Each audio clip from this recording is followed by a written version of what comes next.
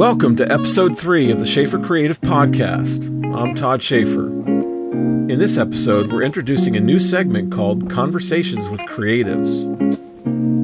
My first guest is a character animator and director who I've worked with for the past 17 years. His name is Alain Seguin. We know him as Al. Al and I began our conversation at the Van Hook Coffee Shop on St. Paul Street in Old Montreal. I want to know how you got started in art. So it's sort of your origin story into the art world.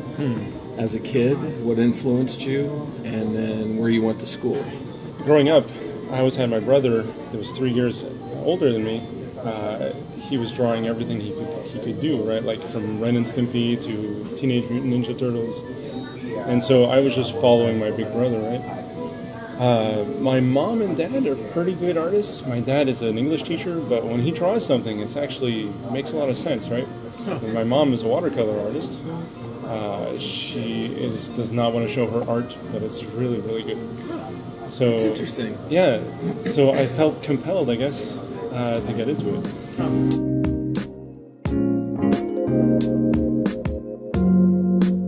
When did you decide you wanted to go to art school? Yeah, that was basically, I had the choice between psychology, English writing, and animation, and then I got this bug to get into animation because it was the mid-90s, right? Mid-90s was the boom for, you had, Lion King, Aladdin, so I just jumped into animation because I'd just seen Aladdin, and you were telling me there's a scene in Aladdin. The scene in Aladdin is when you. Jafar turns into that genie, and he thinks he can manipulate all the worlds and create solar systems, and I'm just sitting there, my mouth just fell open and said, wow, you can create anything in animation. You can do anything you want. And who's going to stop you? It's paper and a pencil, and you can do whatever you want. And so it kind of convinced me, forget the other things, I'm going to go into this, and I know how to draw, so it should be fun to draw for a living. What a picture. If you needed a logo for you, yeah, that would be it. What do you mean? You're the genie. Because you animate so well and so fast, it's like it flows out of you so naturally. Yeah, it seems. I think that was a part of a discipline of being in commercials too, is the speed. I don't think you ever knew this, but we were working together on a job for something called Bimbo Bread, and the stop motion one, or it was just traditionally animated. Okay. And I was given the concept for a commercial, and then they said, Al, wait maybe 3 days, then we're going to know exactly what the concept, if this is a lockdown concept or not. So I had 3 days off, and I said to myself, what if I animated the whole thing in preparation? So I sat down and I animated the entire 30-second commercial in 3 days. Are you serious? And waited and crossed my fingers that it was good to go for that concept. Unfortunately, they didn't take that concept. Oh my This is a big waste of paper. We got to find that and put that on the web. I don't know where it is. Could I ask Phil or something? No. But yeah, it was funny. It was like totally ready, good to go. That's I'd animated incredible. all of it. 3 days, 30-second commercial in 3 days. It was rough, mind you. But still, that's insane. Yeah. I used to say, because I coached Guillaume a lot on animation in his early days, and I said, because he would take a page, right? And then he would start drawing his rough, and he would draw the construction, and then he'd finagle the fingers, and then so on and so forth. By the end of his first rough drawing, he was maybe a minute, 2 minutes in. And I said, no. If you've got your page on, if you haven't done your drawing by the end of 30 seconds, I force you to take that page and throw it out. You're not following a flow. That's right. Right? And he was like, that's crazy, 30 seconds. I said, don't do fingers, don't do the details, just feel the flow, ride the wave. That's right. And ever since he's remembered that, and he says, you just got to keep going. You got to keep going. Reach for the next page, draw it. That's the discipline I had to do to be fast enough. And I didn't really need to be fast enough, because you could have gotten another animator. But for, I'd say, 10 years, I was doing all the commercials, the full commercial. So I kind of put it on myself to just finish the whole thing. The slower you animate, the less control you have. Yeah. Because you don't know where you're going. You forgot where you're going by the time you get there. Yes. You've got to be in the mood and get that spontaneity, so you have to fly through it. I don't know how to teach that more than saying ride that wave and go fast. Exactly. That's why my drawings look awful. They're all scribbles. That doesn't matter, some of the best animators have the worst rough, right? Or the most crazy looking rough. Exactly. Like Lockerbie, Glenn Keane, you, me, we just bolt through it, and it's not, we find that movement more than anything else. Yeah, and that's when it gets exciting, because it looks like garbage. You don't want anybody to come over and look at what you're doing. Yeah. But as soon as you put it in movement, oh my goodness, then it's like, that's the magic. Yeah, and I think the same goes for, well, I'm not a published author or anything, but I do write a lot, and I think the same goes for writing. I think if you take your time to make the prose just perfect, and you're writing your rough, then you're making a huge mistake. You got to move, right? Yeah. And I can't remember which author it is, but I know there's one author that wrote every sentence had to be perfect before we move on to the next one. And then somebody asked him once, "How do you like writing?" And he said, "It's a nightmare." Yeah. And he was a really good published author, but he considered it a nightmare to write that way, but he couldn't help it. Yeah. So imagine doing that with animation. Every frame had to be perfect before you move on to the next one. No, that'd be crazy. I mean, I learned it in figure drawing, and I can't remember what teacher. I recognized he was using the side of his pencil. Yes. With no detail. So if you're drawing with your point, your tendency is to go into the little details, put the little hairs and fingernails and all that. No, you just do a swipe, and that's good enough. You know where it is. You know what the intention is when you come back to it. You just need to get rid of all the detail and just block out the main principal action, and that's where it gets exciting. Yeah, in fact, it wasn't before. It was before you came around. I was drawing with the point of my pencil. It sounds like semantics, but it's not. Yeah. Because then you taught that life drawing class just one noon there when we had life drawing come into the studio. And you said, draw with the side of your pencil, just fluid motion. You don't even feel the grain of the paper. You just slide on that paper, and you get your lines, you get the curves. And ever since that, I've been a better animator. I've been a faster animator. I don't know how this applies to 3D. That's something that's... because nothing applies to 3D. It's marionettes, right, at that point? So it's odd, but different animal. That's why when I do draw, like digitally, I use a big fat calligraphy pen. Yeah. So that I'm not stuck trying to draw perfect fingers and stuff. Yeah. Well, it's the same thing with oil painting. If you're oil painting, they always say use a brush a little bit bigger than what you think you need. Oh yeah, that's interesting. It's just make me wonder how many disciplines require this kind of thinking, right? Because I think human beings want to go to the fine details so quick. Right.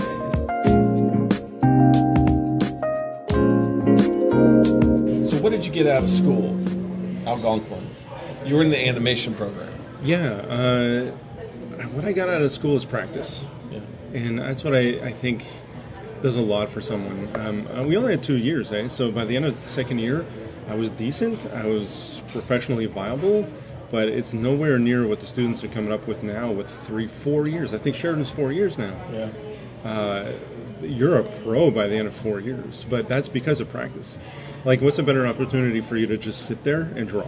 Yeah. You know, even in our world of animation and commercials and all that, you're not always drawing. Like, especially you're busy with like managing a team, going to meetings, and whereas school, you go in there and you draw. Yeah. Every day for hours. Yeah, that's great. So I think school does that primarily, and that's what I got too. But there were amazing instructors at Algonquin. I'm pretty sure they're still there. Paul West being my favorite. He was an excellent instructor. He worked on Space Jam, some big stuff. Like, I think he worked on the typical stuff like raccoons and Care Bears and all that. Yeah. But he had the grit and the knowledge to help me learn, you know. And you know this as well, but I tend to go on the realistic side for animation. It's hard to believe, right? But it's only because of Paul West, who said, why don't you try stretching and squashing more and drag and follow through? Exaggerate those things. And now, because I do exaggerate them, I think it made me so much more better animator. And so it's remembering your principles, and that's what Paul West did for me. Yeah, it always goes back to the fundamentals and the basics, you know. Yeah. Master those, and you're going to be a master. Yeah. Period. Yeah, and it's funny how easily you forget the principles. I mean, it seems really lame, But whenever I help somebody learn, like I helped on The Prodigal, a bunch of people at a school, right? And I remind them of the principles, it sounds really lame. Hey, have you thought about stretch and squash here? And I'm like, yeah, duh. But then not really. And so, and I've forgotten sometimes, like, why do I forget drag or arcs? Yeah. Arcs are so key. Yeah. Actually, I want to mention this. This is interesting. In commercials, you gotta get stuff approved very, very swiftly, right? So, I have two techniques that made me get things approved very, very swiftly. One is follow arcs, and I know it sounds dumb, but when you're just starting out, your arcs are jagged. You have to pay careful attention, especially in traditional animation. Really jagged movements on your arcs. Fix those, everything softens and gets fluid. It's pretty insane, the difference. I know it sounds so rudimentary, right? It does. But no, like I think if you're 2 to 3 years in, you're forgetting the arcs and you're breaking them all the time, right. and makes your animation really ugly. Right. And here's another thing: is if you can do follow through and drag. For example, I always give the example of a pumpkin on the end of a fishing rod. That's every limb on the human body. Mm-hmm. There's this big weight that doesn't resist movement, right? So if everything is dragging, then there's a little bit more realism there. And it sounds stupid just saying it like that. Of course not, Al. Like, what's wrong with your limbs? Are you moving around like this in life? But actually, just last week, I worked on a silhouette animation for the studio, where the guy had animated a camel and an elk. He'd forgotten to drag on the hoofs, right, as they walked. Yeah. And so they had this strange stilted walk. And so easy for him to forget the drag. And as soon as you add drag and you follow arcs, your stuff gets approved. Yeah. And that's the most important thing in a practical animation. That's very true. Yeah. Well, I mean, we forget that we're in the business of motion. And what you're just describing are key points of movement. Yeah. Arc is movement. And you think you have arcs. You think you do. This is detail, actually. It's the minutia of finding that perfect arc. People are still learning their craft. They think they're there, and I think this is really in 3D too. There's so much arc breaking. They're breaking it just slightly. It's usually passable, and actually animation works, but it's not beautiful. That's the big difference. Yeah. It's funny because I'm teaching my 14-year-old, and one of the key books I use is Preston Blair. Yeah, it's excellent. And when you look at Preston Blair, the drag, the wave, the follow through, the arcs, it's clear as a bell. Yeah. It's almost so clear, it looks so simple that it's not even useful. Yeah. Right? It's easy to pass over Preston Blair and say, well, this guy I don't really need to study. But what he's doing there is critical mass that every animator needs to understand. I don't know if it's an arrogance, but what we do is we ignore the giant's shoulders that we're standing on, because Preston Blair and the Nine Old Men and all that, they're the ones that built animation for us. And if you ignore that, then everything crumbles. It's like physics. It's like you don't ignore Einstein, you don't ignore Newton, right? And then you're going to fumble, right? So it's the same with animation. You got to stand on these shoulders, and you can't ignore the giant below you. I read Survival Guide for Animators twice over, just to make sure I was not forgetting any of the rules in that. Yeah. That is a really good book. It's an excellent book. Yeah. It takes Preston Blair. It's in its own steroids for for the modern day kind of thing. Yeah. Yeah. So it's strange, but my tip for the starting animator is keep those books close by. You're going to forget every principle, every one of them. I don't know if it's arrogance. You're just like, I'm an animator now. I don't need it. And the thing is, where we're trying to get as animators is to put all that stuff in second nature, so we're not thinking about it. Right? Because we're performers. We're actors. Yeah. Right? Yeah. We need to be acting and building performances. Yeah. If we're thinking about all this other stuff, the physics of it all, the arcs, the principles, we can't act. That's it. You're bogged down in that stuff, and it's you're not getting to the crux of the character, which is what's his personality, what's he doing in this world? Yeah. How's he thinking? Yeah. Instead, you're worrying about this and that.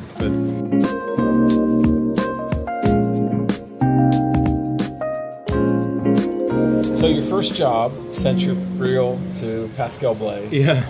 I thought I was hired for doing backgrounds. So you got a job right out of school. I got a job right out of school. No starving artist bit. No. This guy with this yellow blazer comes in. He's this really Yellow charismatic. blazer. Yeah, I don't know why I remember that. He's like a banana man into the open house, and he's looking at my portfolio, and he's very interested, and he gives me that job. And I thought it was backgrounds, because I had a lot of backgrounds. It's one of my strengths, right? And so I come into the studio. It's a different city. I'm like, oh boy, I got 3 months to prove myself. And then he hands me an animation scene with rotoprints in it. Oh my gosh. Yeah, and that's the big heavy photographic paper. Yes. Live action printed on it in black and white usually. pegged for you. Pegged. And they say, look at the ketchup bottle flying around in this black and white image, and attach a parrot to it. Was flying around. An animated parrot. Yeah. An animated parrot. I've got very little experience. I'm like, oh boy. So I was so nervous about that one that I finished that scene the same day. Oh my gosh. Yeah, and I was just like, next. And I was just so desperate to prove myself, right? You were born with speed. Yeah. I guess it's my nervous nature. I don't know. Interesting. I got to get it done quick. Wow. Yeah. So I'm a little slower nowadays, but it's okay. Incredible. Yeah. So what were your highlights at Pascal Blake? Wow. I think of all the commercials I really liked working on, Tony the Tiger was really cool. It's just that he had a lot of weight, and he has a very, very distinct personality, whereas a lot of them are just smiling around.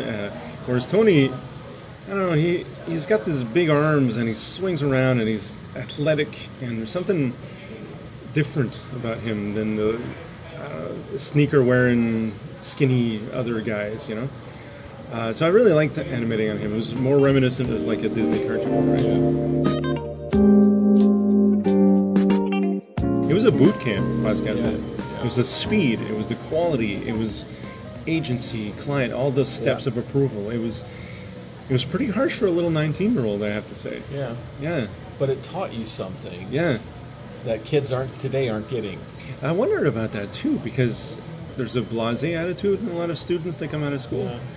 And I don't get that, because I was, again, my nervous nature, I don't know, but I was driven to keep this job. Right, and I was driven to prove myself, to be good at the job. Whereas a lot of people, whatever nowadays. Yeah. It's my old man creeping in for me, but.